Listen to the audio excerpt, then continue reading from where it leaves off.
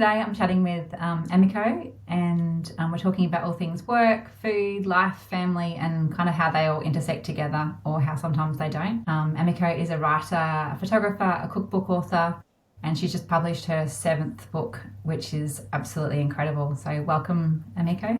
Thank you for having me, honey. Oh, you're welcome. So Emiko is in Australia at the moment. She normally lives in Italy. And she's here to catch up with her family and talk about her book. You've been on a whirlwind trip, haven't you? Yeah, Yeah. yeah. Just had a little sort of a week-long kind of mini book launch, mini and sort of a preview because actually the book comes out in a couple of months. Oh, But I since thought I it was was out. here, Okay. yeah. Great. So there's so many things. I've been sort of following your work for a long time, like a lot of people do on Instagram. And I think what strikes me about and why I'm drawn to your work is just the way you, share these food stories and often the provenance of food and where things come from, and all the things you've got going on. The fact that you can write, you can cook, and you can take amazing photographs. And when you look at all the things that you're balancing, like workshops and writing and cookbooks and Substack and Scribehound and Instagram, I kind of wonder how you balance them all from another creator's perspective, because I too often always have too much on my plate because I love what I do. And yeah, I just wanted to sort of find out how you kind of sort of share your time between those things, and do they kind of feed one another? That's a really good question. When you use the word balance, I was just thinking it probably isn't very balanced actually, but for many of the things that I do, there is like a specific timeline for them. So, like when I'm writing a cookbook, I have specific deadlines, and this is over, maybe an 18-month period. So, there's these like, I think of it as like coming in waves. There's like a really busy time, like when I'm writing my manuscript, and then that's the time where I'll be, or even before then, the first thing I do is I start researching, which in this case included going to Japan on a trip. And then there's the recipe testing, which I did after the trip because I knew I would be, inspired by some of the things that I saw and ate while I was there. And because I like to work with a pencil and paper, not just straight onto the computer. I do all my recipe testing and note taking in pencil in a notebook. And that means then I have to sit down later and actually like type everything out and turn that into a digital manuscript. And so all of these little things, I guess they're sort of kind of split into sections, and they take up different times, like different dates of the year. And luckily for me, this last book, for example, but also the previous book, the bulk of that writing, and this was kind of a coincidence because it was the publishers that gave me these deadlines.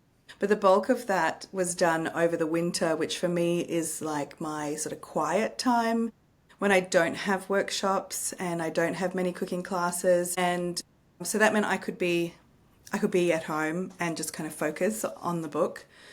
And so also then like the workshops and classes come at that we have like a season. So it's seasonal, and again, so it's coming in like a wave at different times of the year. And, we're really busy, for example, late spring. And then in the summertime when it gets too hot, like July and August, I put my head down, close all the shutters, and I lay low. I lay really low. That is the time. That's like my hibernating time where it's too hot to do anything in Tuscany. So this is why this summer I have escaped to Canberra.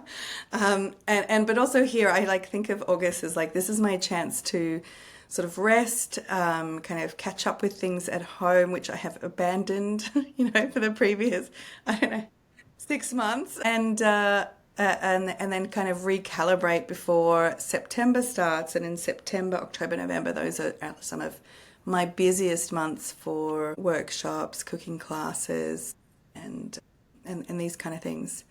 So in a way, I'm not doing them all at once. Yes. Okay. Sometimes it feels like it. And there are, with writing a book, there are like other periods where I've done the manuscript, but they send me something to edit, or there's like questions about the cover, or there's, other things, other last minute photos or a last minute recipe I need to put in, or so there are like these bits and pieces that kind of come up, sometimes unexpectedly. But I think when you think of, sort of as a creative and a freelance person as well. I think you think of things as like seasonal, and there's certain moments when there's more work. I mean, I think photographers, for example, who photograph weddings must, they have that too, right? Like there's that season when like every single weekend's gonna be booked up because you're gonna be shooting a wedding or something like that. I kind of plan around those seasons and in a way manage how busy I am and how many things I'm doing at once that way. Yes. Yeah. Okay. Yeah. Yeah. So that it just ebbs and flows like it is for all creatives. It's often, and there is probably times, so I'm guessing some of them overlay on top of each other and you just have to hold on for dear life. Definitely. Yes, yes. There is a lot of overlap as well. Yeah, those are the trickier times when you're, having to really juggle too many different things at once. And yeah, I think I just I don't know. I don't know how I do it. I mean, one of the things I think is really difficult as a freelance creative and somebody who works from home and has a family is that my workspace is also the family home. And so in a way, and my children see me there as being available all the time. So one, I get interrupted constantly throughout the day, at least when they're not at school, and then and two, I never seem to kind of switch off because I'm in my I'm in my office, so to speak, all the time as I live in my office, as opposed to having a space where you have set times you go to, and you're just there for those times and you work for those times. I think in a way that would be a lot more balanced and perhaps healthier to do it that way. But I've never found sort of an office space. I guess I could use the Enoteca as an office space, our wine bar. But there's also a lot going on in there. So for me, it's my kitchen is my office. Love it. I think that's pretty common for most creatives. That kind of. I think that there's a lot of benefits to that fluidity between life and work, and the fact that it gives you so much flexibility. Like if you need to be there for the kids, and you can be there for the kids. If you had a job where you had to go somewhere, then you just have to say no. Sorry, I can't show up there. But then the downside is that you are always on. It's the same thing. Like those ideas are always percolating, even when you're kind of doing something. I feel like helping the kids with the homework or something or other. You've got this idea in the back of your head that you've been thinking on, and suddenly you've got an idea for it, and then it's sort of like sitting there, and you got to wait until you're. Yeah. So, Yeah, that's exactly. Yeah, but I know it has been really lucky. It has worked for me really well when the kids were really little in particular. I couldn't have done what I did having small kids to look after unless it was this system. yes, yeah. So how do I'd love to know the with the Substack and the Scribehound. How do you create different work for both of those? Are that because they're both one's obviously specifically for food, and then the other Yeah. one is lots of different creators that are on Substack. Is that how do you kind of balance the work between the two and define them as being different? So those two things I have sort of set deadlines for. So Scribehound I write once a week, and we have a deadline. We have to send everything in on the 10th of the month before, and that includes writing an article which is roughly around 1,500 words max, between 1,000 1,500, and we have to voice record it as well so that people can listen to it. So that's also like a whole nother thing. I mean, it's about a 10-minute read, but sometimes you have to redo it over and over again, and you have to find the time when it's like quiet in your house, which is for me, kind of a struggle, especially in the summertime when they're not at school. And so that one has that schedule. And then for me, my Substack is my own Substack. So I have given myself my own deadlines for that, and I like to send out my Substack every Monday morning, and so that means I have to have it all in by Sunday night. And so if I'm really organized, I'll have that in kind of earlier, but often I'm like Sunday night or Monday morning, putting the last minute touches together and sending it out. So that one is weekly, and because it's my own newsletter, I can choose what I want to put in it. It's a little bit more flexible. Whereas for Scribehound, it's specifically about food writing, and I tend to put there articles where I have sort of gone into a deep dive over a particular subject, and articles that don't need as many maybe photographs. Since that one is specifically more for food writing, and also because of the audio, you're not necessarily looking at the photographs. So Substack, I can put all kinds of things in there. I can put recipes, I can put photos, so like even a photo essay about something that I want people to see visually. I can put travel things. I can put just other random thoughts that are, really something that I'm thinking about a lot, or that I'm experiencing or going through. So that one it's kind of a mixed bag. For me, it's like I call it notes from my kitchen, because my kitchen is my home office, and this is where I am. And these are that was broad enough for me to go, this is going to be whatever it is that is happening right now, or whatever I'm thinking of, or whatever I'm eating, or doing, or listening to, or reading. Whereas, yeah, that one I can kind of put all the things that I can't put into Scribehound in that sense. So they're really quite different publications, and I think when I'm sort of writing something, or for example, I had to cut 30 pages out of my last cookbook because I'd written too much and it was too big. So we cut 30 pages out, and I was devastated. That was, photographs, recipes, the full, sort of the full bleed photos, which I really, really love in a cookbook. I was very disappointed to have to cut some of those out. And also every single sort of essay or sort of head note, I had to shorten everything. And so during that process, I was like mentally thinking, oh, this is something I really wanted to share with somebody eventually. So that would be really good in Substack, or this one would be really good. I could add that to like a Scribehound piece. So I always sort of mentally note down which one is going to go where. Yeah, so it's kind of good. So they are almost working together in a way. Like the ideas are always sparking the next, and then that bit of content could be further adapted, which is great. Yeah, Yeah, yeah. they're not kind of silos on their own. Yeah. Yeah, And also like the newsletter, when you talk about it, your own newsletter, you can kind of see it must feel much more fluid, because I can see your face change when you talk about it. You kind of, because you can do anything you want. It's kind of like, yeah, yeah, you're not following anyone else's, guidance or deadlines and things like that. Yeah. exactly. Yeah. Collection of all the things going on in your life right now. Yeah, I love that. I'm so relieved when there's no schedule for a day. I'm like, I can just do what I need to do at the time that it needs me to take it, and I don't have to have a schedule or any other restrictions. Yeah. Because you've been doing this for a long time now, are you putting more boundaries in place? Like you said, you work in your kitchen.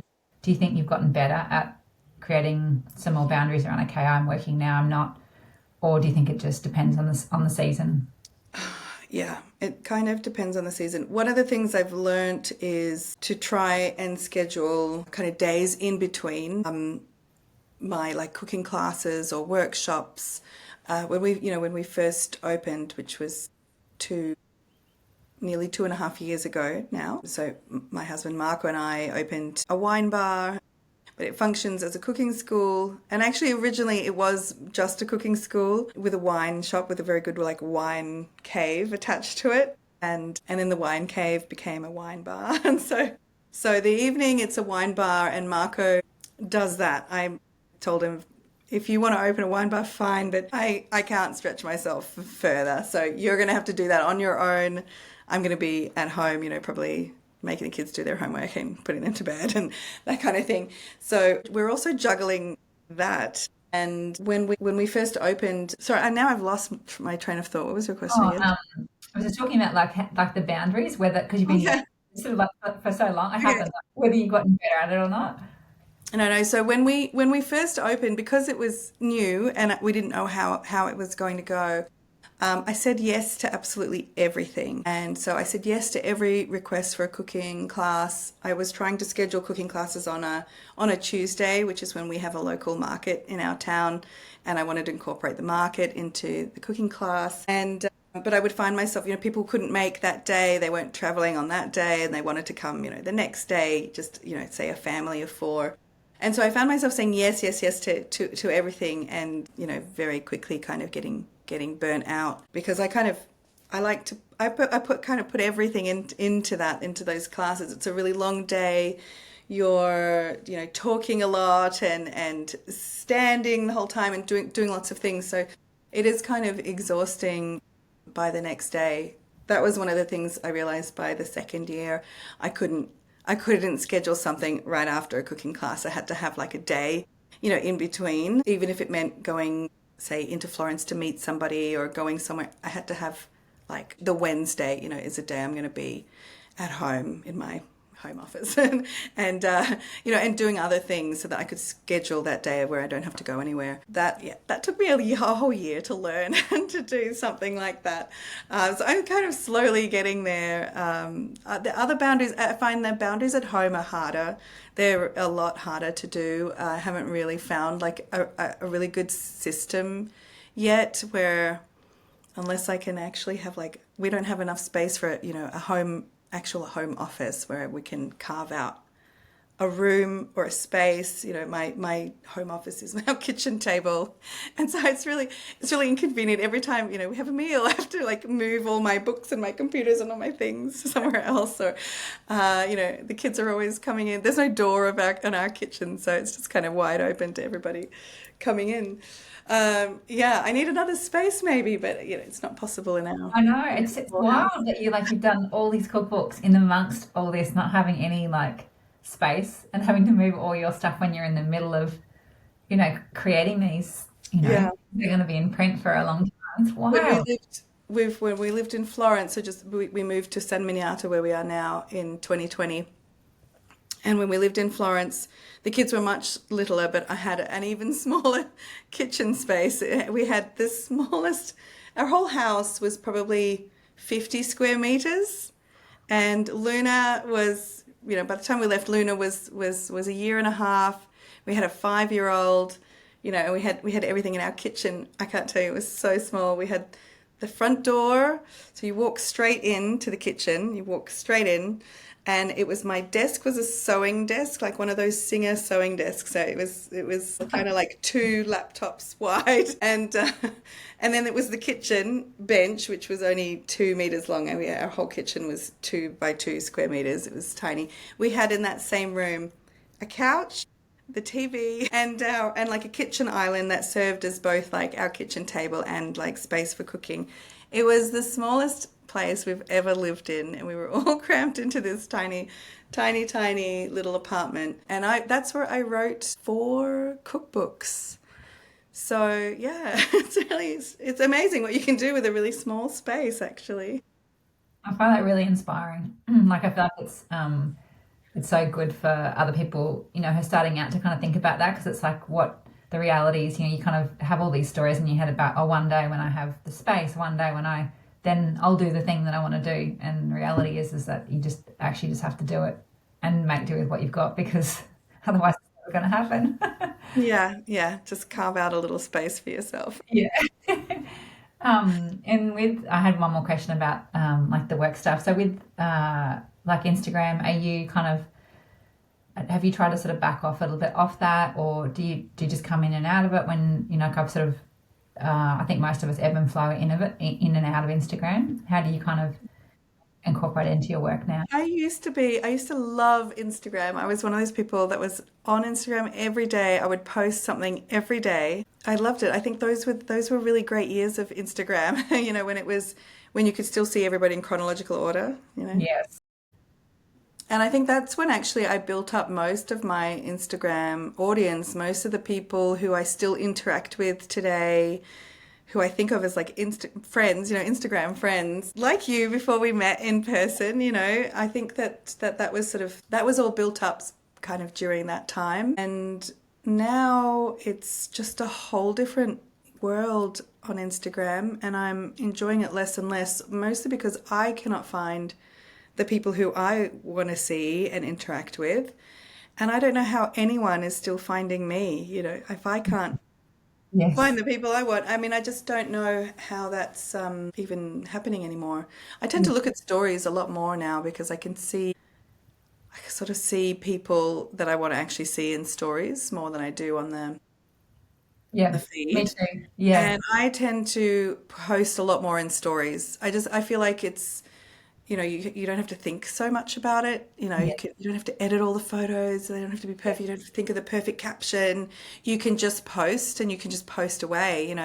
And so I am now preferring stories. If you don't see me on Instagram, like on the feed, it's because I'm in stories. And sometimes now it'll go like a week where I would go, oh, I haven't posted in a week. Whereas, a few years ago, it was like every day I would post. But I feel like stories is still like very natural, and it still has that kind of community feeling that I think Instagram used to have before they Yeah. changed the algorithm and made it, what it is now. So yeah, I'm usually there, and I find that that's a lot easier to do when you're also really busy, like when I'm traveling, as I have been like for the last month, um, or you want to let people know about something, like my like during my book launch, we've sort of launched all these. Well, we made all these events really last minute. And I was just like, how is anyone going to see this? It's impossible to find things on Instagram now. But I posted everything in stories, and I think that people saw them through stories more than they did. Yes, I did. I saw all your, yeah, the Yeah. same thing. I follow your stories as well. So like I feel like that's like when I was looking at going to Italy this year and I was looking through your stories and following the cooking classes that you were doing and I was like, I'm so excited, I'm booking in. So that was all just through stories. Yeah. Yeah, that's So great. Yeah. it's good. I feel like it's a very it feels very conversational. I feel like you're just getting like a really organic, less contrived insight into someone's life. Yeah. Yeah. Yeah, yeah, absolutely. Yeah. And it's also easier, I think, to communicate because you Yes, sort you of can send a see. direct message under Yes, and so yeah, then it's actually a conversation as yeah, opposed to yeah. posting. Also, because I don't see the comments anymore, it's really hard to like find those things. You have to go into the post and then I can read all the comments. Yes, yeah, Anyway, Instagram yeah. is It's a whole. wild ride, isn't it? The ever shifting world. Yeah. Yes, I just wanted to talk a bit about your work and your process. I know a little bit about your background already. Like you've done what was it, a fine arts degree? Oh, Yes. yeah, yeah, majoring in photography as one of them. Yeah, My major was actually printmaking. Yeah, right. but I Okay. did take photography as an elective. That was my first experience, like doing black and white photography, film photography. This was the 90s. Yeah. And then when I moved to Florence, I took another darkroom photography course there, and I ended up teaching at that school for about a year. Yeah. Anyway, sorry, carry on. So yeah, that kind of explains. Like when you look at Emiko's work in her books. A lot of all the photos are hers, or most of the photos are yours, aren't they? Is that right?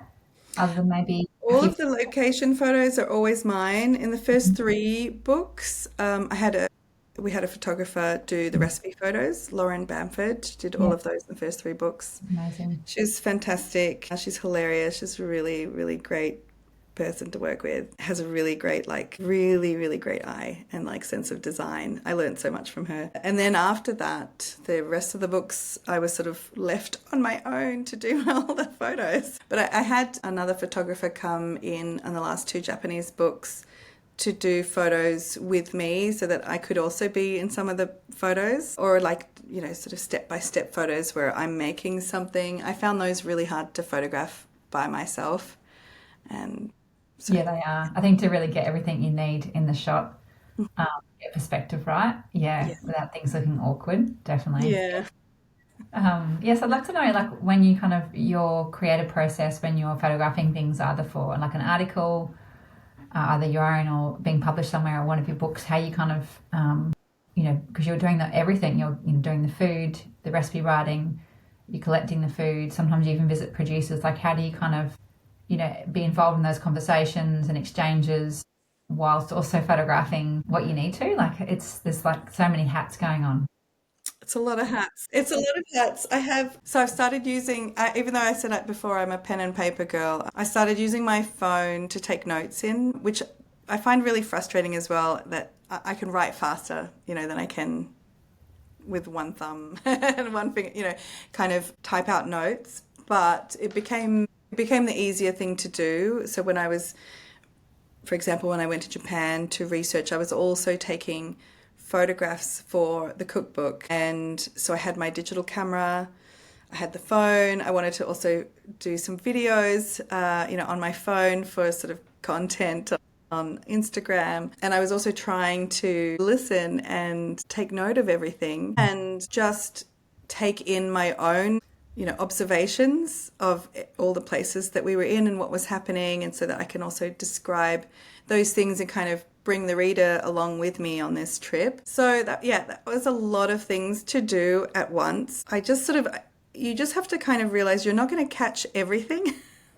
When you have to do so many different things, you're not going to get everything. Like maybe when I had my camera in my hands and I was taking photos, I didn't get to get the videos of those things because, I was too busy going, I really want this shot, and, to have to film it and get the good shot. It's too much. So you have to kind of go, okay, I'm just going to get a really good shot of this. I'll get a video of something else later. Or when it was somebody talking about something really, really interesting and I was really busy taking notes, I just had to go, okay, there's not going to be any photo here of this thing. But I am going to tell them in words, what this bit is. And also in a cookbook, unfortunately, you can't put all the photos in. I took so many. I remember my sister helped me. My sister's a photo editor, and she helped me. She edited all the photos on my last cookbook, Gohan.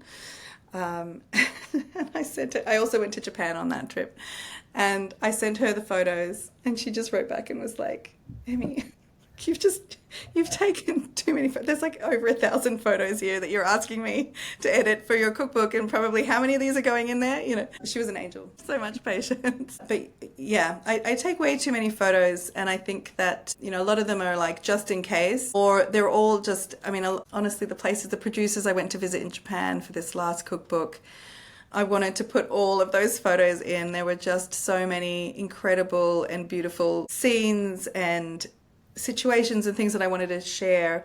Obviously in the book, maybe one of those photos gets chosen to represent that whole visit, so the rest, yeah, it's terrible. I was lucky enough, sometimes there's like a really small, I was like, please, we need to show something like a close up of this thing, and there'd be this tiny little photo like this. So in that case, I had to make sure I painted the picture with my words, because there wasn't enough space to put all the photos in. But then I also think I'll use those photos one day for, a Substack, or maybe even Scribehound. But Substack for me is the place to put those photos, or on my website. Everything has, Substack has like not so much a word limit, but when you put a lot of images into the newsletter, it will start to tell you this is going to be too big, and so you have to also be careful with the number of images that you put there. It's not really the best place for like a photo essay, but it does allow you more photos, I think, than some other maybe newsletters. So when I have something that I really want it, like I just want you to see all these photos. An example is I went to visit a tofu producer a couple of years ago for the last book, and I wanted to put all those photos in there. So I put that on my website, in my blog, as a post, because that one I can put as many photos as I want. There's no sort of restriction. I can't go too long. I can put whatever I want in there. And So, how so does that yeah. work alongside, out of interest, with the publisher, so that when you've got a book and you've produced and it maybe touches on some of the stories and you haven't, but they've barely kind of gotten deep into it with the photos as well as the story, are you able to also publish things to your Substack or your website when the book is currently out? Like, is there any restrictions with that? No, because it's different from what's in the book, and also I think that it's a complementary to the book. Like you can tell people about it and say, this is a place that I went to when I was researching the Japanese pantry. You link to the book. It's like an extra thing, I think, to help people understand that you've written something and you've shared stories like this in that book. Yeah. But then also, I think it's also nice to have, if you've got the book and you're like, oh, I really wish she talked more about this, or this bit's really interesting, you can go to my Substack or my blog, but probably my Substack, I'll have a whole nother like rabbit hole that I went down that I couldn't share in the book because I ran out of pages. That's like a bonus to go, It's a to go on. bonus, yeah, yeah. And I think they really go kind of hand in hand. It's quite nice I think, to be able to share more somewhere else where you can go, kind of off the Yes. of that, sidetrack a little bit and tell people more about this one thing. Yeah. And do you normally wait until the book's been published first before you share those stories? Not necessarily. Like on Scribehound, I'm doing kind of a series of topics on Japanese food, and I would say Japanese food history. And they're all kind of leading up to my book coming out officially in late October. So I'll have an article coming out this it's like September. That's another like Japanese food article.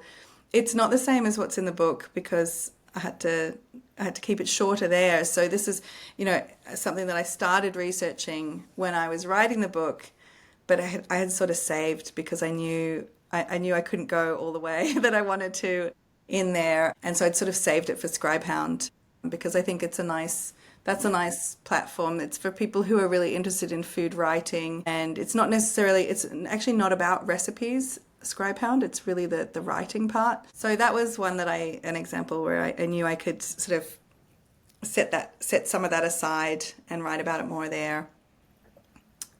And I have another one coming out, and then each one I can put my little information at the bottom of the page saying, this is, well, I've written more about this in the Japanese Pantry, which is coming out later, and you can pre-order it, Well, it's a really nice way then with all the work that you do, even though it feels like they're all separate and you've got a lot of things going on, they're all very self-supporting. Like if you write an article on that thing, then you can say, here's my book, and then someone buys your book, and then they Yeah. go find your And you blog. can go and have a look at Scribehound Yeah, if you like that. Yeah, that's yeah, right. exactly. Yeah, there's just more and more for people to explore. Um, Yeah. I blog think is incredible. it's really a nice way also for people who are like really shy about self-promoting their work, which I think is most people. I find it really hard to go, hey, I've got this book, buy it, pre-order it now. I mean, I have to. The publishers want you to do that. Yes. Some people find it easier than others, I think. So if you have, for me, something like saving those articles that have something to do with the book, but are different, are more maybe in depth, either with words or with photos. I think that gives something of value to the reader or to your audience, and yet you're also kind of subtly, but you're also going, hey, I wrote this book, and if you like this, you might want to pre-order it, or you might want to. It's Yeah. kind of a gentler way, I think, of promoting the book, but also it's really valuable for your Yeah. reader as well. It's building that value connection and giving straight up. So that generosity, I think, always shows. Yeah. Yeah. So would you describe yourself as someone who like is shy and not and doesn't, or you feel pretty confident talking in front of people? I'm always interested. When I was a child, I was so shy. I was very softly spoken. You'd have to like stand right here to like hear me speak. I was so shy. And I can remember kind of a turning point in like year 5. We had to all like give a speech in school. It had to be 3 minutes long. You have to memorize this speech that you've written for 3 minutes and say it in front of like a whole room of people or a whole assembly. I mean, it was like nerve-wracking. But that one was a real turning point for me because my teacher chose my speech as like one of the ones to read out at the assembly. I was so scared. Like I can still remember it. After that though, after doing it that one time, I was less scared. And I think that that's the same now as an adult. Like I've now been on TV a couple of times, and I can remember the very first time I was so like the butterflies, it was really like a very physical reaction to being, so nervous about talking in front of somebody or talking on TV. I can also remember that feeling, and now I don't have that at all. It's just disappeared. And I think it just takes like that first time Yeah. and and you do it and you go, oh, okay, that was what that was like. And then the next time it's okay. And so it's the same thing with sort of talking in front of people. For me, it was when I moved to Florence, which was in 2005. I was nearly 25. I couldn't speak Italian at that time and I needed a job, and so I started working as a tour guide. And the whole point of this like tour where you're taking people through the historical centre of Florence and showing them paintings in the Uffizi Gallery, going to the Accademia, looking at David. It was more about kind of painting a picture for people rather than just sort of spurting out dates and names, right? It was really more, you want to tell the story.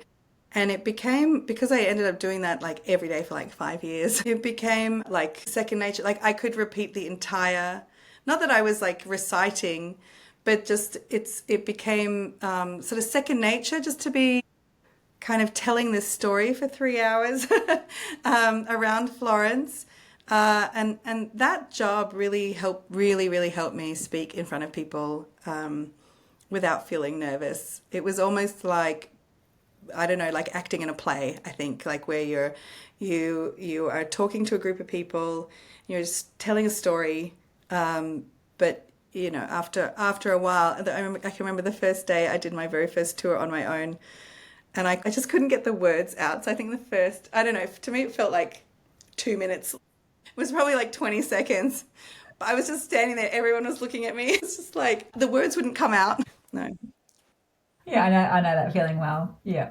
That's really interesting, the 5 years. I feel like it's a conversation that I have often with other women in business about, having to sort of show up and talk on camera, even on Instagram, or, creating YouTube things. Because, I think there's more expected of us now to be more forward facing, because people want to know the person, and the more people know you, then like that's what makes you different to the other person that's doing the same thing as you. But so many people have blocks around that, and I have got my own. Like I think I'm so impressed that like you did that speech in year 5 and just kind of were able to get through it. Like I think I was in year 11.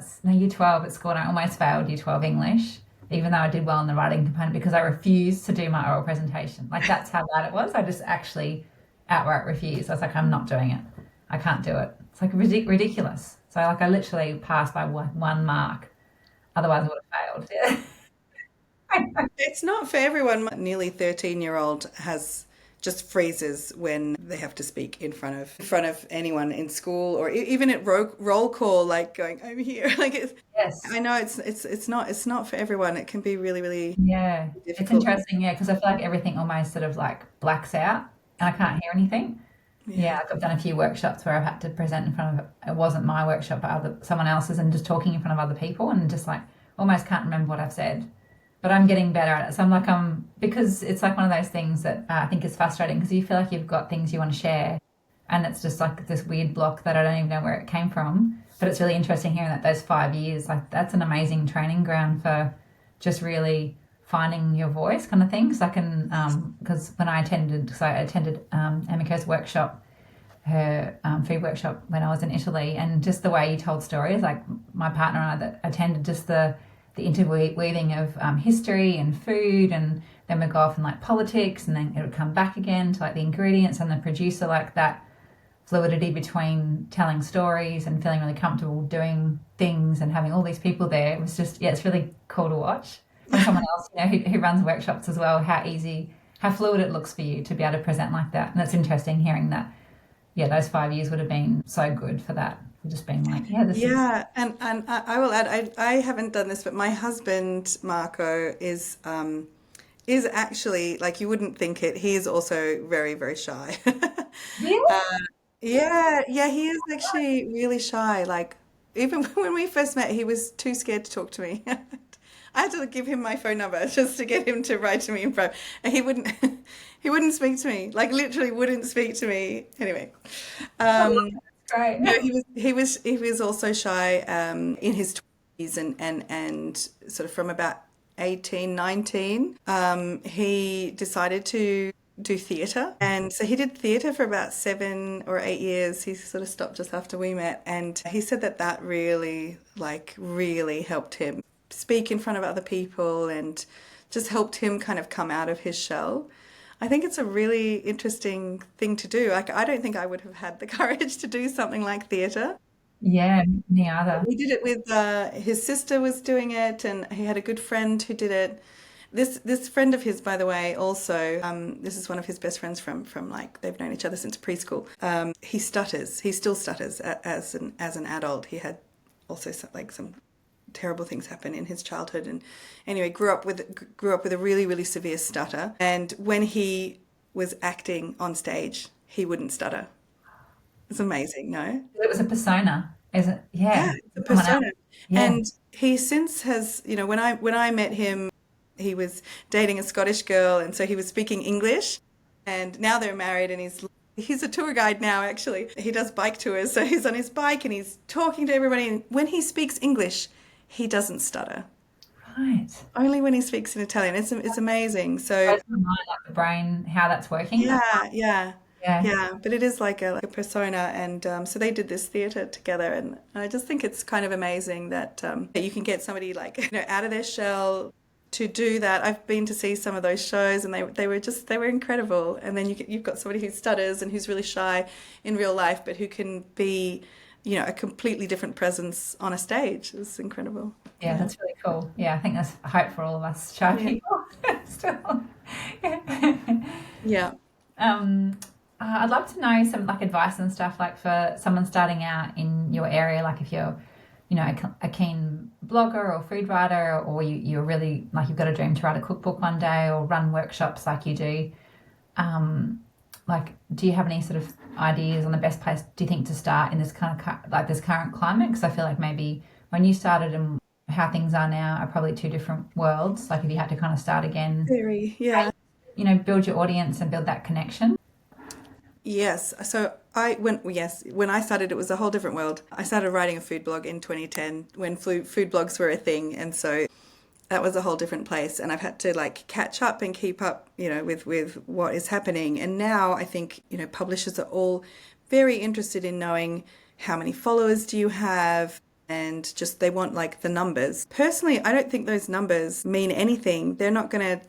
The numbers don't really translate into are you going to be able to write a cookbook? Are you going to be able to promote it? Are you going to be able to sell your cookbook? I guess statistically, the publishers are interested in the numbers of your followers because they want to, they think that if you, promote, pre-order my book, the more audience you have, then, the more books you're going to sell. It's not necessarily the case at all. I think it really, really depends on how connected you are with that audience. I've seen Instagram accounts that have, millions and millions of followers, but they may not have the sort of connection that somebody with just 10,000 followers has with their audience. It's completely about that connection. If you have that connection and those people are really like invested in your story and what you do, and they've been like maybe watching you create this thing, and you inspire them, then they're going to buy your book. I don't think it comes down just to numbers. So I know that that's what publishers say. They want you to have all these followers. I wouldn't necessarily focus on the numbers. I would focus on connecting with people and connecting with your audience. And I think that's much, much more valuable in the long run. It's also much more fun than trying to just focus on getting numbers of people. That is one part. And sadly, that's also like, that's a really important part of getting into publishing, is that your publishers want to sell the book. And so they kind of do want numbers.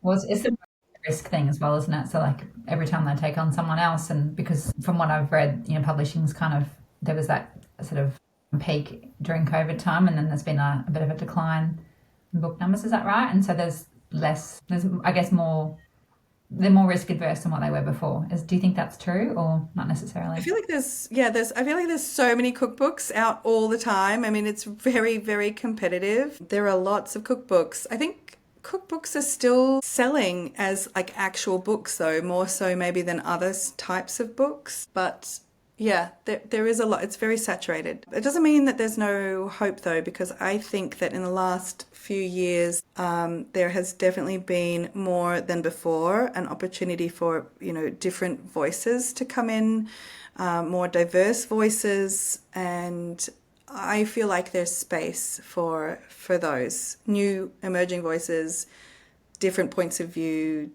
diverse backgrounds, more than ever, more than 5 years ago for sure. Yeah. And do you So think I that you focus on like having some sort of something off socials as well as on social media to sort of share your story, like some sort of blog or website or Substack? Yeah, I definitely think you need to have somewhere where people can see your writing. So if it's not a blog, then that blogs are so 2010. So you might want to have a Substack, or it doesn't have to be Substack. There are other newsletter platforms, but you might want to start a newsletter so that you can, you have examples of your writing, and people start to know your writing, start to know kind of what you're about, who you are, or what you're offering. And it's really good practice. It's really, I did Substack because I wanted to practice writing again. And I'd had my blog, which I always did once a week. And then, I got busy and that kind of trailed off a little bit. And so getting into Substack was a way to be like, right, I'm going to do a letter a week, and showing up for that practice every week, writing every week. It's yeah, I think that's also really important. So one would be, if you're new to it, to have a place to be sharing your writing for people to know who you are, and then but also to be practicing writing. I think that's Making really, commitment to yourself in a way, yes, and show exactly. up so that you get better and better at it. Exactly. And you could do twice a week. You could do 3 times a week. I know people who send out a newsletter every day. I could not keep up with that. I can do once a week. So it's, it doesn't, that's not like a magic number or anything. It's really up to like, what can you do? Yeah, What fits into your, to your lifestyle and your schedule, and you do what works for you. But yeah, definitely like something consistent, not yeah, just like, I think if you go, oh, I'll write on it every now and then, it's too easy for it to kind of disappear and then you don't come back. I think if you set at least something consistent, like you put in your diary every, I don't know, maybe it's every fortnight or every week or every, pick specific days on the calendar. But having that consistency really, really helps. yeah, yeah. And how do you get people signing up to your newsletter, whether it's your traditional one, or do you still send it through like your own newsletter market platform, or do you use Substack as your main way of Yeah, sending? I use Substack as my main, that's where people go to sign up. Mhm. I don't really advertise it anymore, but some really good advice that now I don't remember where I came from. I read it, I think, on the internet. But it was really good advice, and I'm going to pass it on. When you're starting out with Substack, a lot of people now have like a paid newsletter, and that helps support you as a writer. And I think that that's really important, that as you go along and you get better at it and you have more subscribers and you have more that you want to write about, to offer a paid service, because that payment, whether it's $5 a month or whatever it is per subscriber, that's like, a coffee. That helps support you as a writer. And if that's what you are wanting to do, I think it's really important to be supported for what you're doing, what you're good at, what you like doing. But at the beginning, you might want to just have a free newsletter. And I did that for the first year. I just did a free newsletter. And I think that's a good way to get people to come on. They get to know you, they get to know what you're offering, and they get to know who you are. And then, when it feels good to you, when it feels right to you, then offer a paid version where perhaps, people are getting a free newsletter every now and then, but the ones who really want it are getting the regular one. I've chosen, again, this is just what works for me, but so since I write a newsletter every Monday, I do one free one a month, and then the other ones are all behind a paywall. And the advice that I was going to say that I read about, that I think has been really, really good at the beginning, especially, make your best newsletters, like save your best pieces for the free one rather than behind the paywall. And the reason that is that will help people really like see who you are. They all have access to that. There's nothing worse than going, oh, I've seen something that I really want to read more about, and then you go and there's a paywall and you're like, well, I don't know if I want to actually subscribe just to read this piece, or maybe you don't know that person yet, so you don't want to subscribe. So it sounds kind of the wrong way around, but I think that it is actually really important to grow your audience, to have like your most compelling pieces be free. And then, once you have paid subscribers, those people are your fans. Like they want to support you. I get people paying more than what they need to pay, just going, I just really want you to, I really love what you do. I've been following you for years. I make your recipe all the time for this or that, and this is my way to say thank you. And that's really, really nice when that happens. And I accept that generosity. People who are, I mean, I used to worry a lot about like the paid content. I've got to make it really, like, really worth this, like $5 a month or €5 a month. It's got to be worth it for these people that are paying. And then I sort of realized that the people who pay are like they're really like your super fans. And whatever it is that you're giving them there, you're still giving them a part of yourself. You're still giving them your time and your attention. And I spend weeks agonizing over what I'm going to be writing about for those paid subscribers. But the pieces that I think are going to really like show people what I do, what I write about, things that I really, really care about, those kind of bigger pieces are the ones that I tend to do as a free newsletter. Yeah, that's really good advice. I think it's true. It's like once you build that rapport with someone, and then those people that do respond back, they're like raving fans. They are so invested in your story and are always happy to, yeah, which is such a great feeling, isn't it? Yeah, must be amazing. Yeah, it's very good. It took me a really long time to be like, oh my God, they're paying for me, and I've got to really I felt almost like guilty if I thought the newsletter wasn't up to I don't know, that the level. But then yeah, I think a lot of that is like just imposter syndrome, and you have to kind of get Yeah, past that and go, well, you've still, you've delivered. You really have. You've delivered, and yeah, it's yeah. No, I feel the same way. You kind of feel like you got to give extra more, and is it enough? What's enough? yeah, Yeah, yeah, these people, these amazing people, have paid when everybody else isn't. So how can I make them feel extra special? Yeah, there's a lot of pressure in that, but it's yeah, like bringing yeah. it down. Which is why I think it takes time to be ready to do that. It's yeah, Yes. yeah. Yeah, you kind of got to go through the journey. That's super helpful. What else did I have? I'd love to know, as far as like creative projects moving forward and kind of themes that because obviously you're in the process of launching your latest cookbook, and so you probably are in that headspace. But I'm guessing that you kind of got things percolating around. I don't need to know what they are, but have you kind of got something sitting in the back of your head for the next sort of like story you want to write, or the next adventure you want to go on, or workshops that you want to run? Like, have you kind of got things percolating away for what's next? I Any shifts? always have something percolating away. Yes, I am actually now meant to be working on another book, which was commissioned a long time ago, and they knew that I was working on the Japanese pantry until now, but my manuscript's due in May, so I realized I've got to really start working on this new book. It's something very different to what I've done. In fact, it was a commission rather than me proposing it. But I think it's going to be good, and it's actually a travel book. It's kind of the opposite of a guidebook. It's going to be more photos, kind of almost like a coffee table book, but still small enough that you could maybe take with you. And it's a book about how to travel mindfully and sustainably around Italy.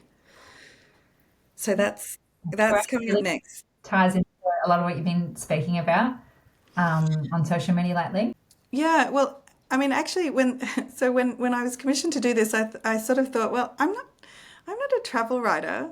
Like, why would they ask me to write a travel book? And they were like, well, you kind of are a travel writer. And I went, okay, yeah, maybe I am as well, but it's that was sort of a default because I live in Italy. People write to me all the time about where to go, what should they do, where should they eat, and I've often written travel guides for Florence, for Tuscany, actually for places all around Italy and Japan. And so it kind of goes hand in hand. Now I can go, well, here, I've written a book about it. You can have a look at the book. But I think it's really also really needed right now. I think there is a lot of problems with the way that we travel, and I know that people who really, really care are going to want to travel in a different way. And so hopefully this book will help do that.